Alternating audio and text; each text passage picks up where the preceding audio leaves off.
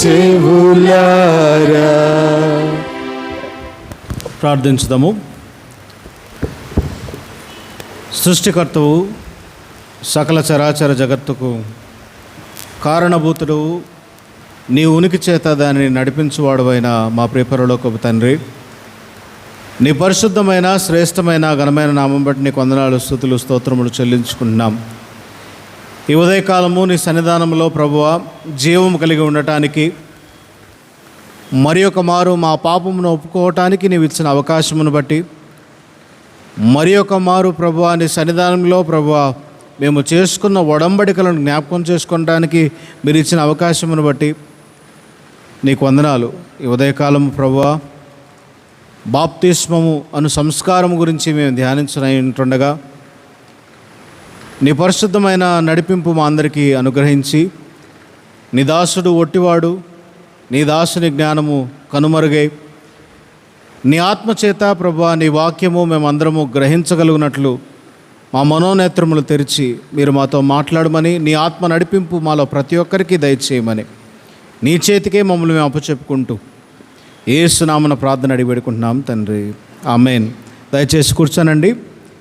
మన ప్రభువును రక్షకుడైన యేసుక్రీస్తు నామమున చేరవచ్చిన మీ ಎಲ್ಲರಿಗೂ వందనాలు. ఈ ఉదయకాలము మనం ధ్యానించబోయే అంశము బాప్తిస్మము, క్రీస్తుతో కూడా మృతి చెందుట మరియు తిరిగి లేచుట. బాప్తిస్మము, dying in Christ and rising in Christ. 51వ సంకీర్తన జ్ఞాపకం చేసుకున్నట్టు, మహారాజైన దావీదు తాను చేసిన ఘోరమైన పాపము తప్పని తెలుసుకున్న వెంటనే సాష్టాంగపడి నమస్కారం చేస్తూ దేవుని సన్నిధానంలో ప్రార్థన చేస్తున్నాడు. ఏమంటున్నాడంటే, దేవా నీ కృప చొప్పున నన్ను కరుణింపుము, నీ వాత్సల్య బాహుళ్యం చొప్పున నా అతిక్రమములన్నిటినీ తుడిచివేయుము, నా పాపములన్నిటినీ కడిగివేయుము. ఇంకా ఆయన ఆ కీర్తనలో రాస్తూ ఉంటాడు, హిస్సోపుతో నా పాపమును పరిహరించుము, హిమము కంటే తెల్లగా నన్ను చేయము. My sins are as great as scarlet red, make them as white as snow. నా పాపము చాలా గొప్పగా, నేను భరించజాలనంతగా భయంకరంగా ఉన్నది. ఈ పాపపు ఎరుపు, ఈ రక్తపు ఎరుపు, ఈ పాపం వలన వచ్చినటువంటి ఈ మలినాన్ని, మురికిని, ఈ రంగునంతటిని తీసివేసి create in a clean slate, నాలో నూతనమైన హృదయమును మరలా పుట్టించుము. ఈ ప్రార్థన జ్ఞాపకం చేసుకుంటూ ఈ దినపు అంశంలోనికి మనం వెళ్ళినట్లయితే, పాపము మానవుని వలన వచ్చినది. దేవుని సృష్టిలో అది భాగము కాదు. దేవుని సృష్టిలో అన్నీ మంచివని దేవుడు చూశాడు. ఎక్కడా పాపానికి తావులేదు. పాపం ఎప్పుడు కలిగింది? మానవుని యొక్క డిజొబీడియన్స్ వలన, అవిధేయతా స్థితి వలన పాపం కలిగినది. ఈ పాపము ప్రారంభమైనప్పటి దగ్గర నుంచి అది మంచిదని దేవుడు చూసిన సృష్టిలో ఆ మంచిని చెరిపివేయటానికి ఆ రోజు నుంచి ఈ రోజు దాకా పాపం పోరాడుతూనే ఉన్నది. ఆ పాపాన్ని పెంచి పోషిస్తున్నది ఎవరు? దేవుడా? మానవుడే. పాపానికి దాసునిగా మారి ఆ పాపాన్ని పెంచుతూ పోషిస్తూ ఆ పాపాన్ని ఈరోజు దాకా జయోత్సాహంతో ముందుకు నడిపిస్తున్నవాడు మానవుడే. ఈ తరుణంలో, ఈ ఆలోచనలో మనం ముందుకు వెళ్తే, బాప్తిస్మము అనే మాటను అర్థం చేసుకుంటే, బాప్తిస్మము అనే పదానికి అనేక పదాలు ఉన్నాయి. బాప్టిస్మోస్, బ్యాప్టిజో, బ్యాప్టిజైన్, వీటన్నిటి అర్థము ఒక్కటే. To dip, to plunge, to immerse, మునుగుట, చిలకరించుట, పూర్తిగా నీళ్లలో తలమునకలై తిరిగి లేచుట. దీని అర్థం ఏమిటంటే, ఎన్సైక్లోపీడియాలో ఈ రీతిగా రాస్తారు, Christian encyclopedia: ceremonious use of water for purpose of renewing or establishing relationship with God. తెగిపోయిన దైవ మానవ సంబంధాన్ని తిరిగి పునరుద్ధరణ చేయటానికి వాడేటువంటి ఒక విధానము. Ceremonious use of water. నీటిని ఒక చిహ్నముగా మాత్రమే వాడుతూ తిరిగి దైవ మానవ సంబంధాన్ని పునరుద్ధరించుకోవటానికి వచ్చేటువంటి పాప క్షమాపణలో నుండి వచ్చేటువంటి ఒక పరిపక్వత. ఈ పరిపక్వత కలిగినప్పుడు మానవుడు బాప్తిస్మం పొందాడు అని అర్థం చేసుకోవచ్చు. దీనిని మిస్టరీ అన్నారు. రోమీయులకు రాసిన పత్రిక 1వ అధ్యాయం 20వ వచనంలో ఈ మిస్టరీ అనే మాట వాడబడింది. మార్మికమైనది. ఒక ఉదాహరణ, ఒక చిన్న ఇల్లుస్ట్రేషన్. రాజుల 2వ గ్రంథము 5వ అధ్యాయము 14వ వచనము. ఇక్కడ ఉదంతాన్ని మనం జ్ఞాపకం చేసుకుంటే, సిరియా దేశపు రాజు దగ్గర ఒక మంచి సైన్యాధిపతి ఉన్నాడు. అతని పేరు నయమాను. ఈ నయమాను చాలా బలవంతుడు, దేహదారుఢ్యం కలిగిన వాడు, సైన్యాన్ని చక్కని ఆలోచనలతో స్ట్రాటజీతో ముందుకు నడపగలిగిన సమర్థుడు. ఇటువంటి పరిస్థితుల్లో ఉన్న ఈ వ్యక్తికి కుష్ఠరోగం వచ్చినది. ఈ కుష్ఠరోగం ఎంత భయంకరమైనదంటే యెరూషలేము ప్రాంతంలో, యూదా ప్రాంతంలో హేయమైనదిగా, పాపము చేస్తే వచ్చేదిగా పరిగణించి వారికి దూరముగా ఉండేవాళ్ళు. అంటే ఊరిలో నుంచి వారిని వెలివేసేవారు. సిరియా రాజు యూదా రాజుకు ఉత్తరం రాస్తున్నాడు. ఏమని ఉత్తరం రాస్తున్నాడంటే, ఇట్లా నా దగ్గర నయమాను అనేటువంటి ఈ సైన్యాధిపతి ఉన్నాడు, మీ దగ్గర ఒక మంచి ప్రవక్త ఉన్నాడంట, ఆ ప్రవక్త దగ్గరికి ఈయన్ని పంపిస్తాము, హీల్ చేసి తిరిగి పంపించండి అని రాయగానే ఆ ఉత్తరము పట్టుకున్న రాజు వెంటనే తన వస్త్రాలను చింపుకుంటున్నాడు. ఎందుకు? ఏమంటున్నాడు ఆయన? నేనేమన్నా దేవుణ్ణా? అసహ్యము. కుష్ఠరోగం అంటే అంత అసహ్యము. రాజు కావచ్చు, సైన్యాధిపతి కావచ్చు, ఇంత గొప్పవాడు కావచ్చు, ఆ వ్యక్తిని ఈ దేశము పంపించిన తర్వాత అక్కడ ఆయన కోర్టులో ఉన్న ఒక తెలివి కలిగిన వాడు, జ్ఞానవంతుడు చెప్తున్నాడు, రాజా నువ్వెందుకు వస్త్రాలు చింపుకోవటం, మన దగ్గర ఒక ప్రవక్త ఉన్నాడు, ఆ ప్రవక్త దగ్గరికి ఈయన్ని పంపించిన ఎడల ఆయన స్వస్థపరచగలిగిన సమర్థుడు. ఎలీషా ప్రవక్త దగ్గరికి వెళ్ళగానే నయమానును చూచి ఏమంటున్నాడో తెలుసా?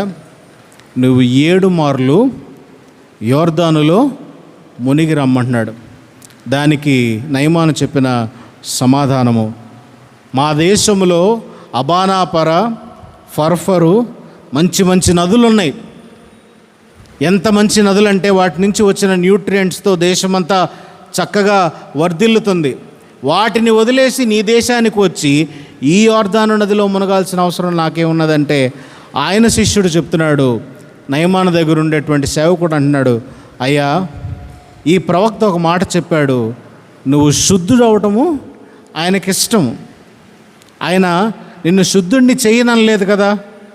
ఇక్కడ మనం అర్థం చేసుకోవాల్సిన విషయం, వెంటనే వెళ్ళి 7 మార్లు మునిగి బయటకు వచ్చాడు. వెంటనే అతని దేహము పసిపిల్లల చర్మం వలె ఉన్నది.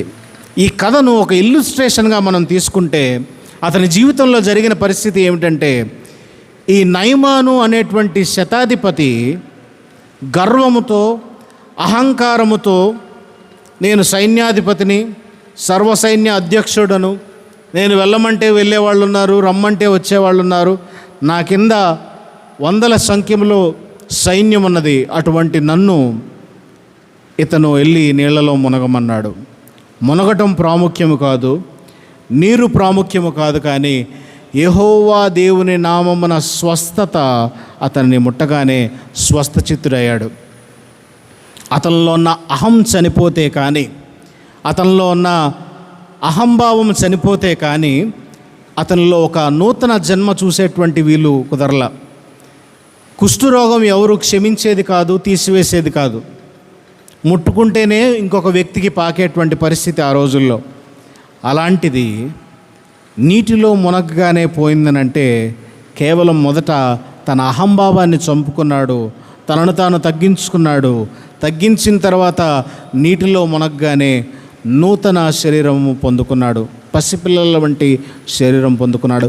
బాప్తిస్మమును ఇప్పుడు ఈ కాంటెక్స్ట్లో అర్థం చేసుకుంటే, ఒక వ్యక్తి తన పాపాలలో కంప్లీట్గా మునిగిపోయి ఉన్నప్పుడు దావీదు రాజు వలె దేవునికి మొరపెట్టినప్పుడు, మారు మనస్సు కలిగినప్పుడు, తన పాపం ఎంత ఘోరమైనదో ఆ కుష్ఠవ్యాధి వంటి ఘోరమైన పాపాన్ని భరించలేనప్పుడు, దేవా నన్ను కరుణించుము, నన్ను క్షమించుము అని అడిగినప్పుడు, తన సెల్ఫ్ చచ్చిపోయినప్పుడు, ఈగో చనిపోయినప్పుడు, పాప భారాన్ని భరించలేనప్పుడు చేసినటువంటి ఆ మొర వ్యక్తి బాప్తిస్మము పొందుకున్న తర్వాత నీళ్లలో మునిగినప్పుడు కానీ, నీళ్లు చిలకరించబడినప్పుడు కానీ ఆ మాట అతను అర్థం చేసుకోవాల్సింది, క్రీస్తులో నా పాపములు మునిగి తిరిగి క్రీస్తు పునరుద్ధానుడైన క్రీస్తులో లేపబడతాను. పసిపిల్లల వంటి చర్మము, పసిపిల్లల వంటి హృదయము కలిగిన వ్యక్తిగా బాప్తిస్మం పొందుకున్న వ్యక్తి కంప్లీట్గా బాప్తిస్మం పొందుకుంటాడు. ఇది బాప్తిస్మంలో ఉన్న మర్మము. ఈ బాప్తిస్మము అనేటువంటి మాట, దాని అర్థము to dip, to immerse, to plunge అని ఇందాక చెప్పుకున్నాం. దీనంతటికీ లోతైన భావము, గ్రీకు పదంలోని అర్థము ఏమిటంటే కడగబడుట. సో బాప్తిస్మం అంటే కడగబడుట అనేటువంటి అర్థాన్ని ఇస్తుంది. పరిశుద్ధ మార్కు సువార్త 7వ అధ్యాయము 4వ వచనంలో ఈ రీతిగా రాయబడింది, మరియు వారు సంత నుండి వచ్చినప్పుడు నీళ్లు చల్లుకుంటే కానీ భోజనము చేయరు. ఇదియు కాక గిన్నెలను, కుండలను, ఇత్తడి పాత్రలను నీళ్లలో లేదా నీళ్లతో కడుగుట. దానిపైన సెకండ్ అనే మాట, 2 అనే ఫుట్ నోట్స్ రాయబడింది. కడుగుట మొదలకు అనేక ఆచరణలను వారు అనుసరించేవారు. బైబిల్ ఉంటే మీరు చూడండి, కింద ఆ ఫుట్ నోట్స్లో 2 అనే మాట రాయబడిన చోట కింద బాప్తిస్మము అని రాయబడింది. ఇప్పుడు ఈ మాట పైన పెట్టుకొని చదువుతుంటే మనం ఏం అర్థం చేసుకోవచ్చు? నీళ్లతో బాప్తిస్మం ఇచ్చుట. దేనికి బాప్తిస్మం ఇచ్చుట? కుండలకు, గిన్నెలకు బాప్తిస్మం ఇచ్చుట. అంటే దాని ఉద్దేశము బాప్తిస్మము ఇట్స్ ఎ క్లీనింగ్ రిచువల్. నీటి చేత పరిశుద్ధపరచటం, నీటి చేత శుభ్రపరచటం, నీటి చేత కడగటం. హెబ్రీలకు రాసిన పత్రిక 9వ అధ్యాయం 10వ వచనంలో ఈ రీతిగా రిచువల్ వాషింగ్స్ గురించి రాయబడి ఉన్నాయి. ఇవి దిద్దుబాటు జరుగు కాలం వచ్చు వరకు విధింపబడి అన్నపానములతోనూ నానా విధములైన ప్రక్షాళనలతోనూ సంబంధించిన శరీరాచారములు మాత్రమై ఉన్నవి. నీటి చేత శుభ్రము చేసుకునేటువంటి, శుభ్రపరుచుకునేటువంటి ఆచార సంబంధమైన విధానాలను ఇక్కడ చూపిస్తూ ఉన్నారు. అంటే మనం అర్థం చేసుకోవాల్సిన విషయము, బాప్తిస్మం అనే పదము యొక్క అర్థము శుభ్రపరచుట, కడుగుట. అందుకనే ఇందాక 51వ కీర్తన సంకీర్తన మనం చెప్పుకున్నప్పుడు హిస్సోపుతో నా పాపమును పరిహరించుము. ఇంగ్లీష్లో ఆయన గురించి ఆయన రాసిన కీర్తన ఈ రీతిగా రాయబడింది, పర్జ్ మీ, క్లెన్స్ మీ. పర్జింగ్ అనే ప్రాసెస్ అర్థం చేసుకోవటానికి ఏమిటంటే, ఒక గ్లాస్ మీద ఒక స్టెయిన్ పడితే అది నీరు పోస్తే పోదు. దాన్ని ఏం చేయాలంటే ఒక బ్లేడ్ తీసుకుని బాగా గీకితే కానీ అది పోదు. దీన్ని పర్జింగ్ అంటారు. ఈ మాట వాడుతున్నాడు దావీదు. పర్జ్ మీ, నా హృదయాంతరాళాలను నీవు శుభ్రపరచుము. కేవలము నీటితో కాదు, కేవలము మాటతో కాదు, కానీ ఆ పేరుకుపోయిన మురికిని గోకి బయటికి తీసివేసేమన్నంత డీప్ మీనింగ్ అక్కడ ఉన్నది. So he asks God, purge me, నన్ను ప్రక్షాళన చేయుము, నా పాపం అంతటినీ పరిహరించుము. ఎంత భయంకరంగా ఉందంటే నా పాపము, ఎర్రగా నా పాపాలు ఉన్నాయి, హిమము వలె తెల్లగా వాటిని చేయుము. ఇది బాప్తిస్మము యొక్క అర్థము. ఒక వ్యక్తి జీవితంలో చేసిన పాపాలను దేవుని సన్నిధానంలో ఒప్పుకొని, పాప క్షమాపణ పొందుకొని, మారు మనస్సు పొందుకొని, ఈ నీరు అనే సాదృశ్యము కలిగిన ఒక మీడియా ద్వారా బాప్తిస్మము పొందుకుంటూ ఉంటాడు వ్యక్తి. కాబట్టి మనం అర్థం చేసుకోవాల్సినది, క్రీస్తు దీనిని సాక్రమెంట్గా చేశాడు. రోమన్ క్యాథలిక్ మిషన్ వారికి 7 సాక్రమెంట్స్ ఉన్నాయి, ప్రొటెస్టెంట్ వారికి 2 సాక్రమెంట్స్ ఉన్నాయి. మనం కూడా మిగతా సాక్రమెంట్స్ని మెల్లిమెల్లిగా అనుసరిస్తూ ఉన్నాం. కానీ ఈ 2 సాక్రమెంట్స్లో బాప్తిస్మము, యూకరిస్టు చాలా ప్రధానమైనవి. బాప్తిస్మము సాక్రమెంట్ ఎప్పుడైంది అని అంటే, Sacramento, God has ordained this set apart this. ఆయన జీవితంలో దీనిని చేయుట ద్వారా దీని యొక్క ప్రాధాన్యతను ఆయన పెంచినట్లు మనం చూడవచ్చు. యేసుక్రీస్తు ప్రభుల వారి జీవితంలో కూడా ఈ బాప్తిస్మం ఉన్నది. ఆయన ఈ బాప్తిస్మమును ఆచరించారు కాబట్టి ఇది ఒక సాక్రమెంట్. అలాగే యూకరిస్తును ఆయన ఆచరించాడు కాబట్టి ఇది ఒక సాక్రమెంట్. దేవుడు దీన్ని ఆర్డైన్ చేశాడు, ప్రత్యేకపరిచాడు. లేవీకాండము 16వ అధ్యాయము 4వ వచనంలో మనం చూసినట్లయితే, ప్రధాన యాజకుడు ప్రజలందరి ముందు తాను కనపరుచుకునే ముందు నీటితో తనను తాను కడుగుకొని పవిత్రము చేసుకొని, ఇట్స్ ఎన్ ఓపెన్ సైన్, బహిరంగముగా యూదా సమాజం అంతరి ముందు తనను తాను కడుక్కుని పవిత్రుని చేసుకున్న తర్వాత మాత్రమే సేవలోనికి వెళ్ళటం మనము చూడవచ్చు. పాత నిబంధన గ్రంథంలో కూడా ఈ సాక్రిఫిషియల్ వాషింగ్ లేదా రిచువల్ వాషింగ్ మనకి కనపడతా ఉంది. సిరిల్ ఆఫ్ ఎరుషలేం అనేటువంటి వ్యక్తి ఈ రీతిగా రాస్తున్నాడు: నాడు ఇశ్రాయేలీలు ఐగుప్తు దేశములో నుంచి బయటికి రావటానికి ఒక గొర్రెపిల్ల వధించబడి ప్రతి కుటుంబంలో పస్కా ఆచరించబడింది. ఈ గొర్రెపిల్ల యొక్క రక్తమును హిస్సోపుతో తీసుకుని ఆ గోడల మీద చెమిరినప్పుడు ఆ గోడల మీద నుంచి లేదా ఆ ద్వారబంధాల మీద నుంచి మరణదూత దాటి వెళ్ళిపోయింది. సో ఈ సిరిల్ ఆఫ్ ఎరుషలేం ఏమని రాస్తున్నాడంటే, this is the baptism that is happening in Egypt. మరణదూత దాటిపోవునట్లుగా, సంహారదూత దాటిపోవునట్లుగా ఈ యొక్క గొర్రెపిల్ల యొక్క రక్తము చెవినినప్పుడు ఇది మనం ఎక్కడ చూస్తామంటే, ప్రధాన యాజకుడు ఎవరైనా పాపము క్షమించాలంటే ఒక గొర్రెనో కానీ ఒక ఎడ్డనో కానీ తీసుకువచ్చి దాని ముందు పెట్టి ఈ పాపి అయిన వ్యక్తి తన హస్తాలు దాని మీద పెడతాడు. అంటే ఇతని పాపము దాని మీదకి ట్రాన్స్ఫర్ అయినప్పుడు, దాని యొక్క వధ జరిగినప్పుడు ఆ రక్తమును తీసుకువెళ్ళి దహన బలి మీద చిమిరినప్పుడు, స్ప్రింకిల్ చేసినప్పుడు దానిని దేవుడు సువాసనగా ఆఘ్రానించి ఆ బలిని దేవుడు యాక్సెప్ట్ చేస్తూ ఉన్నాడు పాత నిబంధన గ్రంథంలో. ఇప్పుడు ఎడ్ల యొక్క బలి, కోడెల యొక్క బలి, పశువుల యొక్క బలి మానవుల యొక్క పాపమును జాలనంత గొప్పగా ఉన్నాయి. మన ఇప్పుడు కావాల్సింది ఒకటి, ఇన్నోసెంట్ బ్లడ్. హెబ్రీయులకు రాసిన పత్రిక 13వ అధ్యాయంలో మనం చూడవచ్చు, యేసుక్రీస్తు ప్రభువే ఆ బలి పశువుగా తనను తాను సమర్పించుకున్నాడు. ఆయన రక్తము ద్వారానే మనకు విమోచన. ఆయన రక్తము చిమిరిస్తేనే కానీ సంహారదూత మనల్ని దాటి వెళ్ళదు. ఆయన రక్తము ద్వారానే మనకు రక్షణ, ఆయన రక్తములోనే మనకు బాప్తిస్మము. ఈ నీరు ఇక్కడ ప్రాధాన్యము కాదు, కానీ మారు మనస్సు ప్రాధాన్యము. మన హృదయంలో జరిగే అంతరంగిక క్రియ ప్రాధాన్యము. యేసుక్రీస్తు ప్రభుల వారి జీవితంలో జరిగిన ఈ బాప్తిస్మమును మనం జ్ఞాపకం చేసుకుంటే, మధ్యధార ప్రాంతంలో ఎప్పుడైనా సరే ఒక కుటుంబానికి ఒక వ్యక్తి జన్మిస్తే ఆ వ్యక్తిని బహిరంగంగా అందరికీ చూపించాలి ఆ కుటుంబము.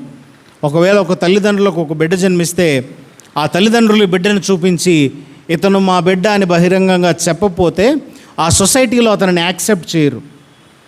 ఇది మనం ఎక్కడ చూస్తూ ఉంటామంటే, రాయల్ ఫ్యామిలీస్లో, ఇంగ్లాండ్లో రాజుగారికి కుమారుడు పుట్టినప్పుడు బకింగ్హామ్ ప్యాలెస్లో బయటికి తీసుకొచ్చి రాయల్ హెయిర్ అని చెప్తూ ఉంటారు. అప్పుడు వాళ్ళందరూ యాక్సెప్ట్ చేస్తారు రాయల్ ఫ్యామిలీలో ఒక మెంబర్గా. యేసుక్రీస్తు ప్రభుల వారి యొక్క జన్మమును మనం జ్ఞాపకం చేసుకుంటే, లేఖనములు నెరవేర్చబడినట్లు, ప్రవచనాలు నెరవేర్చబడినట్లు దూతలు పాటలు పాడుతూ సర్వోన్నతమైన స్థలంలో దేవునికి మహిమ, ఆయనకి ఇష్టలైన మనుషులకు భూమి మీద సమాధానం కలుగునగాక అని ప్రవచన నెరవేర్పు కొరకు వాడు పాడినప్పుడు విన్నవారు విని గ్రహించుకున్నారు. ఆ తర్వాత యోర్దాను నదిలో బాప్తిస్మం ఇచ్చి యోహాను యేసుక్రీస్తు ప్రభుల వారికి బాప్తిస్మం ఇస్తున్నప్పుడు ఆకాశము నుండి ఒక శబ్దము, ఇదిగో ఇతను నా ప్రియకుమారుడు, ఇతని యందు నేను ఆనందించున్నాను. యేసుక్రీస్తు ప్రభుల వారి జీవితంలో పాపం చేయలేదు, కానీ మానవ పాపమంతా తన మీద భరించాడు కాబట్టి తనకు సహితము బాప్తిస్మం కావాల్సి వచ్చింది. బాప్తిస్మం ఇచ్చి యోహానుతో చెప్తున్నాడు, నీకు నేను బాప్తిస్మం ఏంటి యేసయ్యా అంటే, నీతి నిమిత్తము ఇప్పటికిది కానిమ్ము. Let this happen for righteousness sake. యేసుక్రీస్తు ప్రభుల వారు బాప్తిస్మం ఇచ్చినప్పుడు తండ్రి అయిన దేవుడు ఒప్పుకుంటున్నాడు, ఇతను నా కుమారుడు, ఇతను నేను ఆనందించున్నాను. కాబట్టి క్రైస్తవులకు ఉన్న ఒక గొప్ప నమ్మిక, విశ్వాసం ఏమిటంటే, చాలామంది ఇతర మతాలలో ఉన్న సహోదరులు మనతో డిబేట్ చేస్తూ ఉంటారు, how is Jesus Christ God? ఆయన బాప్తిస్మమందు తండ్రి అయిన దేవుడు ఈయన నా కుమారుడని ఒప్పుకుంటున్నాడు. So it is an outright sacrament. ఇక్కడ కనపడతా ఉన్నది యేసుక్రీస్తు ప్రభుల వారు తండ్రి, కుమార, పరిశుద్ధాత్మ యొక్క సందర్భము అక్కడ చరిత్రలో మనకు కనపడుతున్నట్లు ఉన్నది. కాబట్టి మత్తయి సువార్త 3:11 మనం చూస్తే, మారు మనస్సు నిమిత్తము నేను నీళ్లలో మీకు బాప్తిస్మం ఇస్తున్నాను, అయితే నా వెనుక వచ్చువాడు నాకంటే శక్తిమంతుడు, ఆయన చెప్పులు మోయుటకైనను నేను పాత్రుడను కాను, ఆయన పరిశుద్ధాత్మలోను అగ్నితోనూ మీకు బాప్తిస్మం ఇచ్చును. ఇప్పుడు బాప్తిస్మము కేవలము నీటి ద్వారా కాదు, ఇప్పుడు కేవలం నీళ్ల వల్లనే యేసుక్రీస్తు ప్రభుల వారు బాప్తిస్మం పొందుతున్నాడు. కానీ రానయ్యున్న కాలములో పరిశుద్ధాత్మతోనూ అగ్నితోనూ ఆయన బాప్తిస్మం ఇస్తున్నాడు. తర్వాత ఉదంతాల్లో మనం చూస్తూ ఉంటాం. అపోస్తలుల కార్యములు 2వ గ్రంథంలో 2వ అధ్యాయంలో మనం చూస్తే, పరిశుద్ధాత్మ వారి మీదకి దిగి వచ్చినప్పుడు అగ్ని నాలుకలు విభజించబడి ఒకరికొకరు వాక్శక్తి అనుగ్రహించినంత కొలది వారు మాట్లాడుతూ ఉన్నారు. ఇది ఏమిటి? పరిశుద్ధాత్మ వలన వచ్చు బాప్తిస్మము, అగ్ని వలన వచ్చు బాప్తిస్మము గురించి ప్రకటన గ్రంథంలో మనకి రాయబడి ఉంటుంది. కాబట్టి ఈ బాప్తిస్మమును అర్థం చేసుకుంటా, నీటి ద్వారా బాప్తిస్మము, పరిశుద్ధాత్మ ద్వారా బాప్తిస్మము, దేవుని యొక్క అగ్ని ద్వారా, దహించు అగ్ని ద్వారా బాప్తిస్మమును మనం అర్థం చేసుకుంటూ, చర్చ్ ఆఫ్ సౌత్ ఇండియా మెంబర్స్గా ఎప్పుడైనా సరే ఎవరైనా సరే వచ్చి చిలకరించటం మీరు తీసుకోవచ్చా అంటే ఒక పెద్ద సందిగ్ధమైన పరిస్థితిలో ఏర్పడతా ఉంది. పాత నిబంధన గ్రంథంలో మనం చూసాం, రక్తము దహన బలిపీఠం మీద స్ప్రింకిల్ చేయబడింది. ఇట్స్ నాట్ ద వాటర్, నీరు కాదు మనల్ని పవిత్రపరిచేది, నీటిలో మునగటం ద్వారా కాదు మనం పవిత్రపరచబడేది, అది ఒక బాహ్య రూపం మాత్రమే. It's just a media. ఉదాహరణకి, దేవుడు సృష్టించిన సృష్టిలో నీరు లేని ప్రాంతాలు లేవా?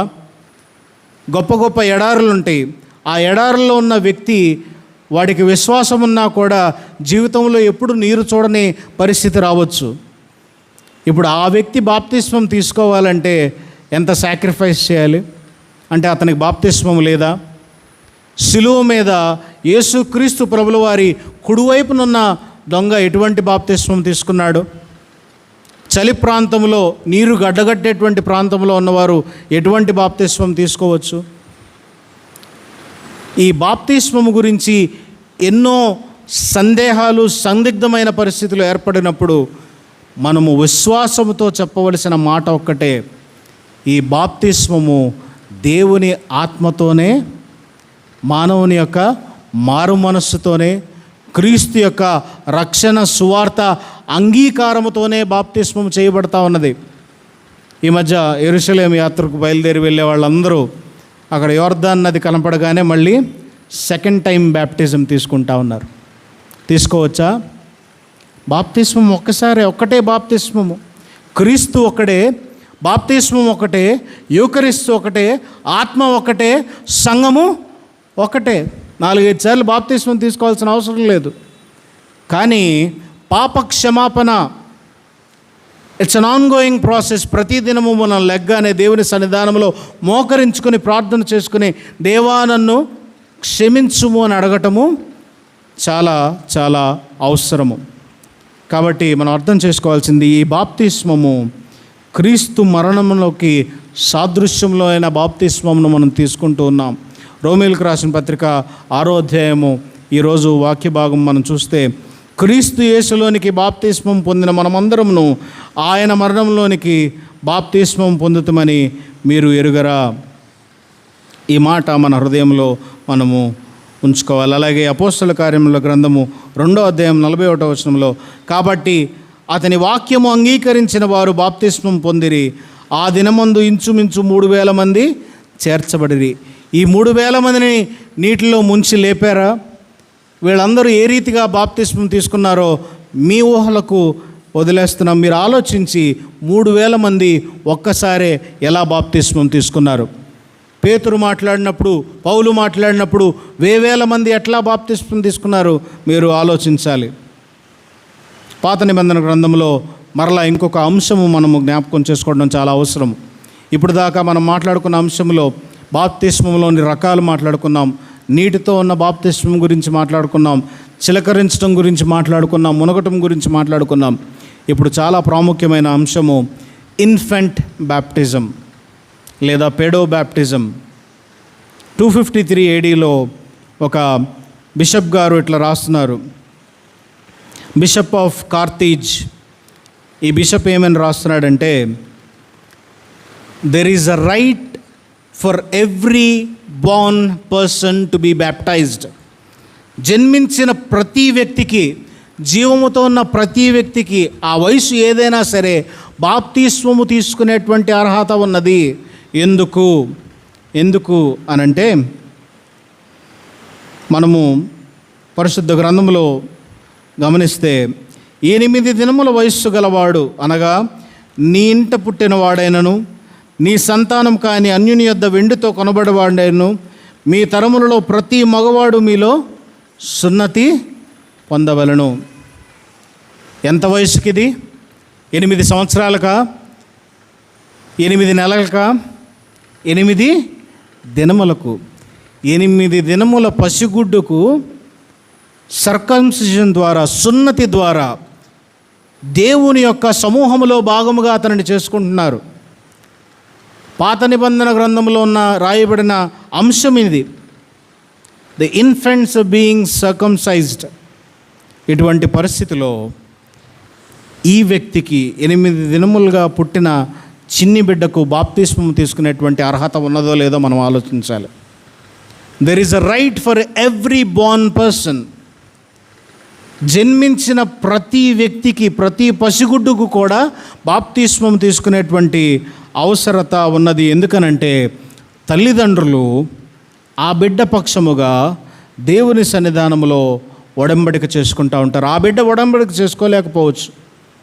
పెద్దల బాప్తిస్మంలో పెద్దలు మాత్రము ఒడంబడిక చేసుకుంటూ ఉంటారు దేవుడితో. నేను ఇక విగ్రహారాధన చేయను, నేను నా పాప జీవితానికి మరలుకోను. ఈ బిడ్డ ఆ ఒడంబడిక చేసుకోలేడని చెప్పి చాలా డినామినేషన్స్ వారు చైల్డ్ బ్యాప్టిజమ్స్ని, పెడో బ్యాప్టిజమ్స్ని నమ్మరు. మరి మనం చెప్పాల్సిన విషయం ఏమిటి? ఈ లేఖన భాగము మనతో మాట్లాడుతూ ఉన్నది 8 దినములైన వ్యక్తికి, 8 దినములైన పసిబిడ్డకు బాప్తిస్మము తీసుకునే అర్హత ఉన్నదో లేదో ఈ మాట సమాధానం చెప్తా ఉన్నది. కానీ దీని గురించి ఒక వేదాంతి ఈ రీతిగా రాస్తున్నాడు, జాన్ మెకార్థర్ అనేటువంటి వేదాంతి. ఆయన ఏమంటున్నాడంటే, the world is full of unbelieved baptized persons. ప్రపంచమంతా బాప్తిస్మం తీసుకున్న వ్యక్తులే చాలామంది ఉన్నారు, కానీ దే ఆర్ అన్బిలీవర్స్. బాప్తిస్మం తీసేసుకున్నారు, but still they are unbelievers. సాధారణంగా ఏమవుతుందనంటే, ఒక చిన్న పిల్లవాడి బాప్తిస్మంలో తల్లిదండ్రులను, దేవతల్లిదండ్రులను, గురువులను నుంచోబెడతారు. సాధారణంగా ఎవరైనా బాప్తిస్మానికి పిలిస్తే చాలా గర్వంగా ఫీల్ అవుతూ ఉంటాం. అబ్బా మమ్మల్ని పిలిచారు వాళ్ళ పక్షంగా నుంచోటానికి. ఐరన్ చేసి గంజి పెట్టిన షర్ట్ వేసి నుంచోటానికి కాదు అక్కడ మనల్ని పిలిచేది. మన భావము, అక్కడ మాటలో ఉన్న భావం ఏమిటంటే, ఆ వ్యక్తి తరపున నుంచున్న ఆ దేవతల్లిదండ్రులు కానీ, ఆ సంఘ పెద్ద కానీ జీవితకాలమంతా ఆ వ్యక్తి రక్షణలోనికి రావాలని, సిఎస్ఐ వారైతే ఆ వ్యక్తి కన్ఫర్మేషన్లోనికి తనను తాను క్రైస్తవునిగా నిశ్చయించుకుని దేవుని సన్నిధానంలో ఒడంబడిక చేసేంత వరకు ఆ బాధ్యత ఆ వ్యక్తి మీద ఉన్నది, ఆ తల్లిదండ్రుల మీద ఉన్నది, ఆ దేవ తల్లిదండ్రుల మీద ఉన్నది. అందుకని ఇన్ఫాంట్ బ్యాప్టిజమ్స్ చాలా అవసరము. ఆ అవసరతలో ఉన్న మాట గురించి ఈ వ్యక్తి మాట్లాడుతూ అన్నాడు, వీళ్ళందరూ బాధ్యత తీసుకోలేకపోవటం వలన the world is full of unbelieved baptized persons, baptized unbelievers. కాబట్టి మనం జ్ఞాపకం చేసుకోవాల్సింది బాప్తిస్మము ప్రాముఖ్యమైనది. అది ఎలా తీసుకున్నా కూడా మారు మనస్సు చాలా అవసరమైనది, క్రీస్తు సాదృశ్యము చాలా అవసరమైనది, క్రీస్తు యొక్క మరణమును జ్ఞాపకం చేసుకొనటం చాలా చాలా అవసరమైనది. అపోస్తలుల కార్యముల గ్రంథం 16వ అధ్యాయము 15వ వచనంలో లిడియా వారి కుటుంబము బాప్తిస్మం తీసుకుంటాం చూడవచ్చు. అపోస్తలుల కార్యముల గ్రంథము 16వ అధ్యాయం 33వ వచనంలో ఆ జైలు అధికారి పౌలు శీలలు ఎక్కడైతే చెరసాలలో ఉన్నారో ఆ చెరసాల అధికారి తన పాపాన్ని ఒప్పుకొని భయపడి ఆ భూకంపానికి భయపడిన వాడే వీరిలో దైవశక్తి ఉందని తెలుసుకుని వెంటనే అడుగుతున్నాడు, బాప్తిస్మము పొందుకోవాలని కోరుకుంటున్నాడు. స్టెఫెను విషయంలో కూడా మనం చూస్తే నపుంసకుడు మరి లేఖన భాగం చదువుతున్నప్పుడు ఈ లేఖన భాగం నేను ఎంత చదివినా నాకు అర్థం చేయట్లేదు అని అడిగినప్పుడు స్టెఫెను మాట్లాడుతూ ఉన్నాడు, ఎవరైనాను ఈ వాక్య భాగం నాకు అర్థంగా చెప్పకపోతే నేను ఎట్లా గ్రహించగలను అని అడిగినప్పుడు స్టెఫెను అతనికి బోధించి వెంటనే ఆ నపుంసకుడు మారాడు. నపుంసకులు బాప్తిస్మం తీసుకోవచ్చా? ఫిలిప్పు వెంటనే అతనితో మాట్లాడి అతనికి బాప్తిస్మము ఇవ్వటం మనం అక్కడ చూడవచ్చు. This is the importance of baptism in the history of Bible. బాప్తిస్మము చాలా ప్రాముఖ్యమైనది. ఎందుకంటే కొలస్సీలకు రాసిన పత్రిక 2వ అధ్యాయం 17వ వచనంలో మీరు బాప్తిస్మమందు ఆయనతో కూడా పాతి పెట్టబడిన వారై ఆయనను మృతుల నుండి లేపిన దేవుని ప్రభావం మందు విశ్వసించడం ద్వారా ఆయనతో కూడా లేచితిరి. ఇది బాప్తిస్మం యొక్క సాదృశ్యము. పాత నిబంధన పాఠ్యభాగంలో మనం చూసినట్లయితే ఆదికాండములో జలప్రలయాన్ని, మహాజలప్రలయాన్ని మనం చూస్తూ ఉన్నాం. ఈ ఉదంతాన్ని మనం అర్థం చేసుకోవడం ప్రయత్నం చేస్తే అక్కడ ఒక మాట రాయబడి ఉంది, మాతార్ అనే మాట రాశారు. దీని అర్థం ఏమిటంటే మహాజలప్రలయం. కామన్ రెయిన్ కాదు, గెసెమ్ అనే మాట కామన్ రెయిన్, కానీ మాతార్ ఎక్కడా రాయబడిన మాట అక్కడ రాయబడి ఉన్నది. ఆకాశపు తూములు విప్పబడి భూమి అంతా నిండిపోయినది. భూమి అంతా కడిగి వేయటానికి, భూమిని పర్జ్ చేయటానికి, భూమిని క్లెన్స్ చేయటానికి దేవుడు చేసిన కార్యం ఇది. దీని వెనుక ఉన్న చరిత్ర మనం చూస్తే ఆదికాండం 6వ అధ్యాయము 5, 6, 7 వచనములలో నరుల చెడుతనము భూమి మీద గొప్పదనియు వారి హృదయము యొక్క తలంపులలోని ఊహ అంతయు ఎల్లప్పుడూ కేవలము చెడ్డదనియు యెహోవా చూచెను. తాను భూమి మీద నరులను చేసినందుకు యెహోవా సంతాపము నొంది తన హృదయంలో నొచ్చుకొనెను. దేవుణ్ణే నొప్పింపచేసేటువంటి పరిస్థితి మానవుల్లో ఉంది. ఇక్కడ పాపం అంతగా రాజ్యం వెళుతున్న పరిస్థితిలో తిరిగి ఒక నూతన అవకాశము, ఒక అవకాశం మానవునికి ఇస్తూ ఉన్నాడు. ఏ రీతిగా అవకాశం మానవుని ఇస్తూ ఉన్నాడు? భూమిని అంతటిని తుడిచిపెట్టి వేసి లేదా భూమిని బద్దలు చేసి ఒక నూతన భూమిని తయారు చేసి అందులో నూతన మానవుణ్ణి పెట్టవచ్చు. కానీ ఆయన చేసిన సృష్టిలో తప్పు లేదు, ఆయన చేసిన మానవుల్లో కూడా తప్పు లేదు. కానీ ఆ పాపానికి బానిసైనప్పుడే ఆ మానవుడు పాపానికి దాసుడయ్యాడు. కాబట్టి God is giving a chance again. బాప్తిస్మంలో మనం అర్థం చేసుకోవాల్సింది, ప్రతి వ్యక్తికి అవకాశము ఇవ్వబడుతుంది.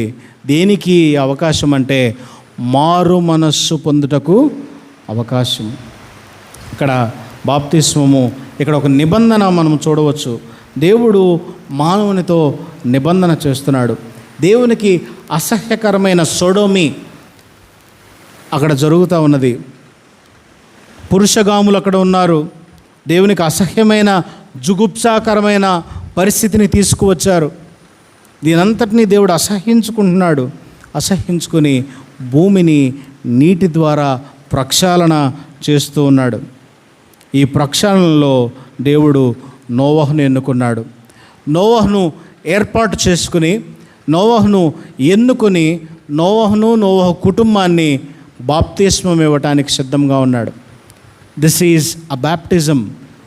నోవహు కుటుంబము ఓడలోనికి ఎక్కిన తర్వాత భూమి మీద ఉన్న జంతువులన్నీ ఆయా జాతులు ఒక్కొక్క జత ఓడలోనికి ప్రవేశించిన తర్వాత 40 దినములు 40 రాత్రులు ప్రచండముగా వర్షం కురిసింది.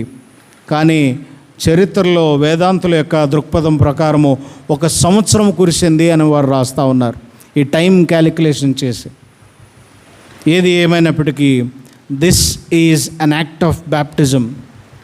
భూమి తుడిచిపెట్టిపోకుండా ఈ భూమి మీద ఉన్న పాపమంతటిని ప్రక్షాళన చేయటానికి సాదృశ్యముగా భూమిని నీటితో నింపి, God is immersing the earth with water. పైనుంచి పోయటం కాదు కానీ మొత్తం ముంచి వేశాడు భూమిని. ఈ ముంచి వేయటం ద్వారా పాత పాపాలు, గతించిన పరిస్థితులు, గతించిన మానవుని యొక్క పాపము, గతించిన మానవుని యొక్క అండర్స్టాండింగ్ అంతా తుడిచిపెట్టుకుపోయింది.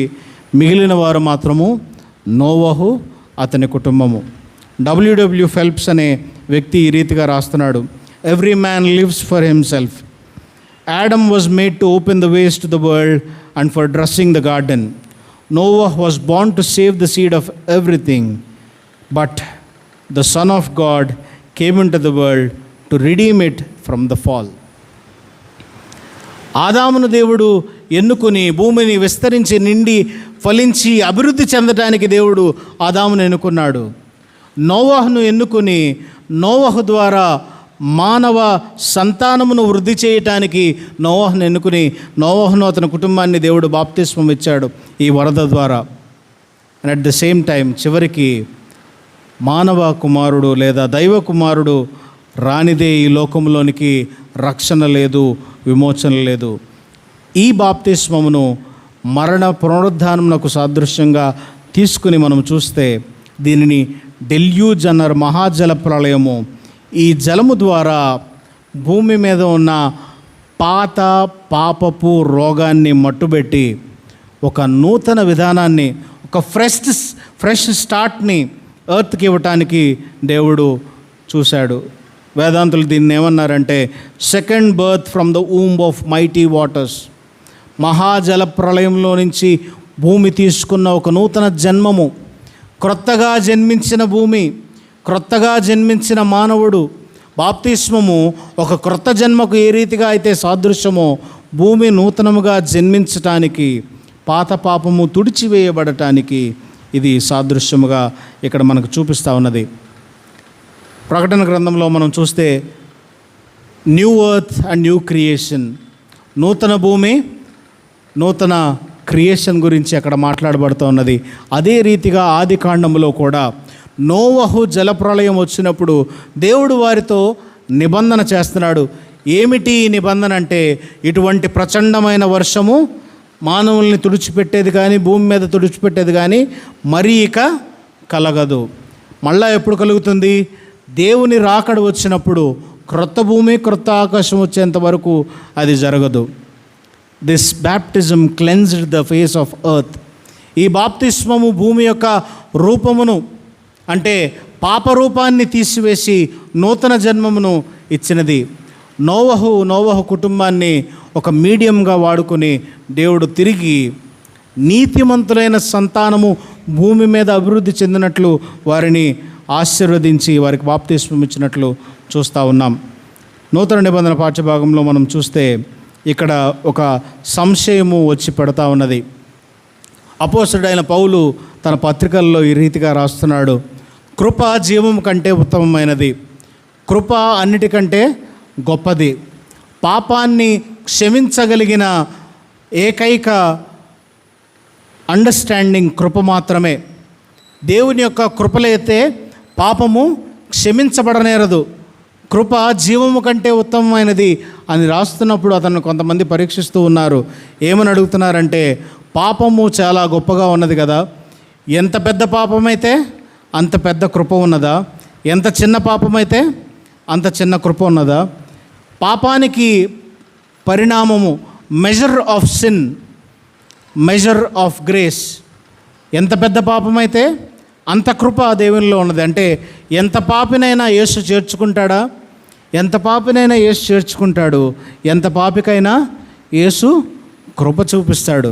కానీ ఈ కృపను అడ్డం పెట్టుకొని పాపం చేయటానికి వీలు లేదు.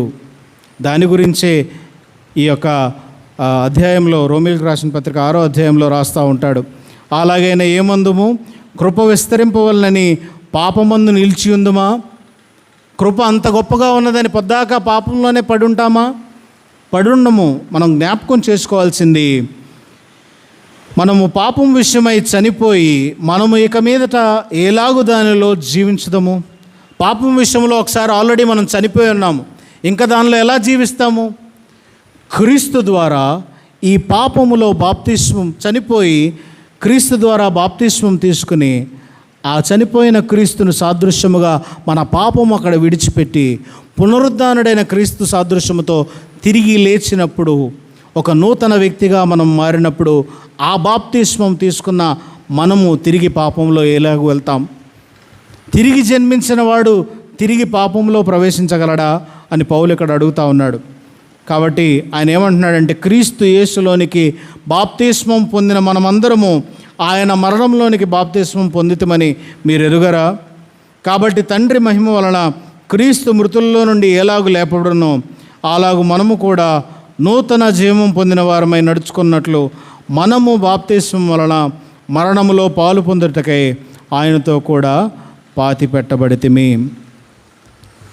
ఇంకా మనము పాపులము కాదు, దేవుడు మనలను క్షమించాడు, దేవుడు మనలను పవిత్రముగా చేశాడు. ఆయన పునరుద్ధాన శక్తి ద్వారా పాపములో మనం మరణించినా కూడా బాప్తిస్మం ద్వారా తిరిగి లేచి ఒక నూతన వ్యక్తిగా మనం మారటానికి దేవుడు కృపను అనుగ్రహిస్తూ ఉన్నాడు. ఇక్కడ ఈయన మాట్లాడుతున్న 3 అంశములు. మొదటిది కన్ఫెషన్ ఆఫ్ ఫెయిత్. మన విశ్వాసమును వెల్లడిపరచడం బాప్తిస్మములో చాలా అవసరం. ఎటువంటి విశ్వాసము ఈ విశ్వాసం అంటే, నా రక్షకుడైన క్రీస్తు ద్వారా నా పాపములు మరణంలో నుంచి కడగబడినను, నీటిలో నేను బాప్తిస్మం పొందినప్పుడు క్రీస్తులో నేను మృతుడినైతిని, క్రీస్తు పునరుద్ధాన శక్తి ద్వారా నేను లేపబడి తిని, ఆ పునరుద్ధాన శక్తి ద్వారానే ఒక నూతన జీవముగా నేను మార్చబడితిని. ఆ క్రీస్తును నేను విశ్వసిస్తున్నాను, ఆ క్రీస్తు ద్వారానే నేను బాప్తిస్మం పొంది ఉన్నాను. The dependence of dying and rising in Christ. ఒక వ్యక్తి గనక వేరే మతం నుంచి యూదా మతంలోనికి వచ్చినట్లయితే 3 పనులు అతను చేయాలి. అతను ఏం చేయాలంటే sacrifice, circumcision and ritual wash. ఒక బలి అర్పించాలి, సున్నతి చేసుకోవాలి, తనను తాను ప్రధాన యాజకుని ముందు పవిత్రపరుచుకొని కడుక్కోవాలి. అలా చేసిన తర్వాత ఆ వ్యక్తి నూతన జన్మ పొందినవాడుగా యూదులు పరిగణిస్తూ ఉంటారు. ఎటువంటి నూతన జన్మ అంటే, అప్పుడు దాకా తల్లిదండ్రులు కూడా అతనికి తల్లిదండ్రులు కాదు, అప్పుడు దాకా తన అన్నదమ్ములు కూడా ఇక అన్నదమ్ములు కాదు, ఒక నూతనమైన వ్యక్తి. ఈ వ్యక్తికి పాత జీవితానికి ఎటువంటి సంబంధము లేదు. ఆ బాప్తిస్మం గురించి ఇక్కడ పౌలు రాస్తూ ఉన్నాడు, ఆ సాదృశ్యంతో రాస్తూ ఉన్నాడు. ఒక వ్యక్తి నూతన జన్మముగా మారినప్పుడు ఇంకా పాత జీవితంలో, పాప జీవితంలో ఎలాగో జీవించగలడు? కుక్క తన వాంతికి మరలినట్లు పాపంలోనికి తిరిగి మనం వెళ్తే మన పరిస్థితి కూడా ఆ రీతిగానే ఉంది. కాబట్టి our identity is with risen Christ. మన యొక్క ఐడెంటిటీ, మన యొక్క వ్యక్తిత్వము, మన యొక్క గుణము పునరుద్ధానుడైన క్రీస్తు గుణమును పోలి ఉండవాలి.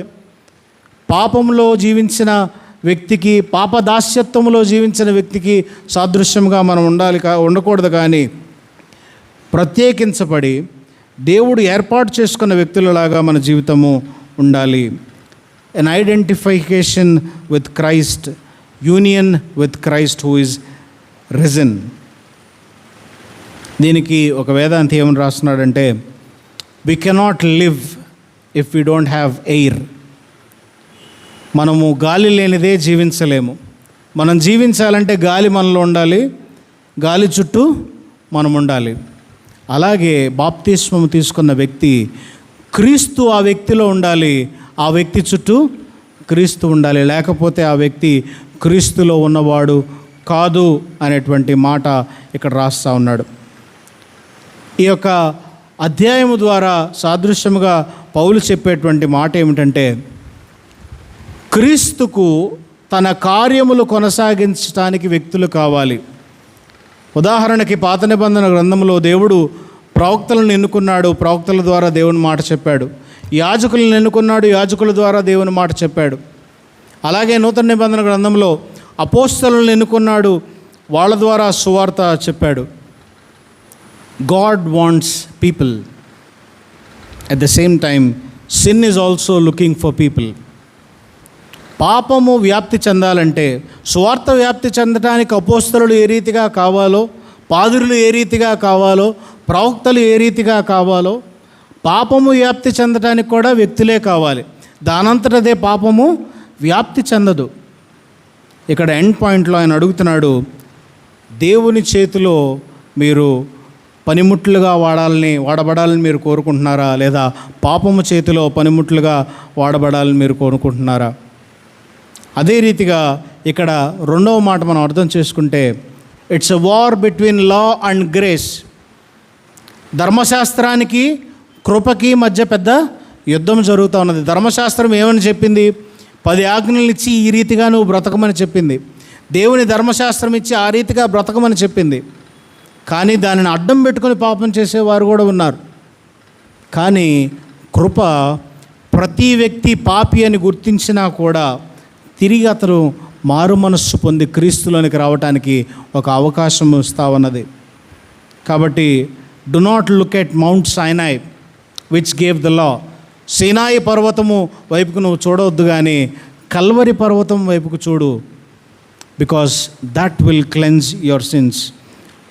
ఆ కల్వరి మీద స్రవించిన రక్తమే నీ పాపములను నా పాపములను క్షమించడానికి సిద్ధముగా ఉన్నది. చివరిగా సువార్త పాఠ్యభాగంలో ఒక్క మాట చెప్పి ఈ పాఠ్యభాగాన్ని, ఈ వాక్య భాగాన్ని ముగించుకుందాం. పరిశుద్ధ యోహాను సువార్త 12వ అధ్యాయం 24వ వచనంలో, గోధుమ గింజ భూమిలో పడి చావకుని ఎడల అది ఒంటిగా ఉండును, అది చచ్చిన ఎడల విస్తారముగా ఫలించును. ఈ మాట యేసుక్రీస్తు ప్రభులు వారు ఎప్పుడు చెప్తా ఉన్నారంటే, ఆయన మరణానికి సిద్ధంగా ఉన్న సందర్భంలో ఆయన చెప్తా ఉన్నాడు. ఆ సందర్భానికి ముందు సందర్భము, యెరూషలేము దేవాలయంలో రూకలను నమ్మువారిని, వ్యాపారము చేయువారిని, వర్తకము చేయువారిని అందరినీ ఆయన త్రోసివేసి, నా దేవుని ఇల్లును వ్యాపారపు ఇల్లుగా చేస్తున్న వారిని అందరినీ ఆయన పక్కకు నెట్టివేసి చేసిన సందర్భం అంతటా వ్యాపించింది. ఆ పాఠ్యభాగము ప్రారంభంలో 20వ వచనంలో మనం చూస్తే, కొంతమంది గ్రీకులు వారిని ఎదుర్కొనడానికి వచ్చారు. ఈ సందర్భం విని యేసుక్రీస్తు ఎవరో అని తెలుసుకోవడానికి వచ్చారు. అక్కడ ఆయన మాట్లాడుతున్న మాట, so this came the end. అంత్యంలోనికి మనం వచ్చి ఉన్నాము అని అంటా ఉన్నాడు 23వ వచనంలో. అందుకే యేసు వారితో ఇట్లను, మనుష్య కుమారుడు మహిమ పొందవలసిన గడియ వచ్చి ఉన్నది. సో వారితో చెప్తున్నాడు ఈ మాట. ఏమని చెప్తా ఉన్నాడంటే, గోధుమ గింజ చావకుండిన ఎడల ఏమి లాభము, అలాగే మనుష్య కుమారుడు కూడా చావకుండిన ఎడల ఏమి లాభము. యేసుక్రీస్తు ప్రభుల వారు మానవునిగా ఈ భూలోకంలోనికి వచ్చి, ఈ భూలోకంలో సువార్త 3.5 సంవత్సరములు చేసి, సర్వ మానవాళి పాప పరిహారార్థమై ఆయన చావకుండిన ఎడల రక్షణ లేదు. అలాగే ఒక వ్యక్తి కూడా బాప్తిస్మములో అతను పాత జీవితం చావకుండిన లాభం లేదు. గోధుమ గింజ చనిపోతే కానీ, దాని ఔటర్ షెల్ చనిపోతే కానీ లోపలున్న శక్తి ఒక నూతన ప్లాంట్గా బయటికి రాదు, ఒక నూతన మొక్కగా అది బయటికి రాదు, ఫలించదు, అభివృద్ధి పొందదు, ఒక గొప్ప పంటగా అది మారదు. సో బాప్తిస్మము తీసుకునే మనమందరం జ్ఞాపకం చేసుకోవాల్సింది ఏమిటంటే, మన పాత పాప జీవితము మరణించనిదే, మన పాప జీవితానికి మరణం పొందనిదే మనలో పెట్టిన జీవానికి, ఆ గోధుమ గింజలో దేవుడు ఎలాగైతే జీవం పెట్టి దానిలో నుండి ఒక గొప్ప పంటను తీసుకువచ్చాడో, మనలో దేవుడు పెట్టిన జీవానికి అర్థం కావాలంటే మన పాప జీవితము, మన పాత జీవితము, మన రోత జీవితము క్రీస్తులో మరణించి పునరుద్ధానుడైన క్రీస్తుతో ఈ బాప్తిస్మం ద్వారా తిరిగి లేవకపోతే మన బాప్తిస్మానికి, మన విశ్వాసానికి, దేవుడు మనకిచ్చిన రక్షణకు కూడా ఎటువంటి అర్థం లేదు. కాబట్టి మనలను మనము తిరిగి దేవుని సన్నిధానంలో ఉన్నవారము, మన పాపములు మనకే తెలుసు, మన పరిస్థితి మనకే ఎరుక, మన రోత జీవితం మనకే తెలుసు, బయట వారికి ఎవరికీ తెలియదు. ఎంత మంచి వస్త్రాలు వేసుకున్నా, ఎంత మంచి కానుక దేవుని సన్నిధానంలో అర్పించినా, బయట అందరి ముందు ఎంత మంచి వారముగా మనం బిహేవ్ చేసినా, our deepest and darkest secrets are within us. మన రోత జీవితము, మన పాత జీవితం మనకు మాత్రమే తెలుసు. కాబట్టి దేవుని సన్నిధానంలో వాటిని ఒప్పుకొని మనం తీసుకున్న బాప్తిస్మము ఒడంబడిక, దేవుని సన్నిధానంలో మనం చేసిన ప్రమాణాలను మనం జ్ఞాపకం చేసుకుంటూ తిరిగి మరలా మనల్ని ప్రక్షాళించుకోవడానికి దేవుని పాదాలను పట్టుకుని వేడుకుందాం, ప్రార్థన చేసుకుందాం. దయగల దేవా, కృపగల తండ్రి, పరిశుద్ధుడా, నీ పరిశుద్ధ నామం బట్టి నీకు వందనాలు. ఈ ఉదయకాలము ప్రభా, నీ వాక్యము ద్వారా మాతో మాట్లాడినందుకు నీకు వందనాలు. నీ వాక్యముతో మమ్మల్ని బలపరిచి తండ్రి, మా పాత జీవితమును ప్రభువా మేము చంపుకొని తండ్రి ఫలభరితమైన జీవితం జీవించున్నట్లు సహాయం చేయండి. గోధుమ గింజ చనిపోతే కానీ ఒక గొప్ప పంట రాదు. గోధుమ గింజ నూర్చబడితే కానీ పిండిగా మారదు, రొట్టె తయారవదు. యేసుక్రీస్తు ప్రభుల వారు ప్రభువా మీరు మాకు అనుగ్రహించి, ఆయన మరణించి జీవపు రొట్టెగా మా అందరికీ ప్రభువా మీరు ఆయనను మాకు అనుగ్రహించారు. నాయన అదే రీతిగా తండ్రి మా పాత జీవితము మరణించి నీవు మాకు అనుగ్రహించిన రక్షణ ద్వారా, నీవు మాకు అనుగ్రహించిన పునరుద్ధాన శక్తి ద్వారా నూతన జీవాన్ని మేము పొందుకొని నీలో మేము తిరిగి లేచి ప్రభువా ఆ శక్తి ద్వారా ఫలభరితంగా ఈ లోకములో నీ యొక్క రాజ్య విస్తరణ కొరకు పనిచేసేటువంటి భాగ్యం మాలో ప్రతి ఒక్కరికి దయచేయమని యేసు నామమున ప్రార్థన అడిగి వేడుకుంటున్నాను.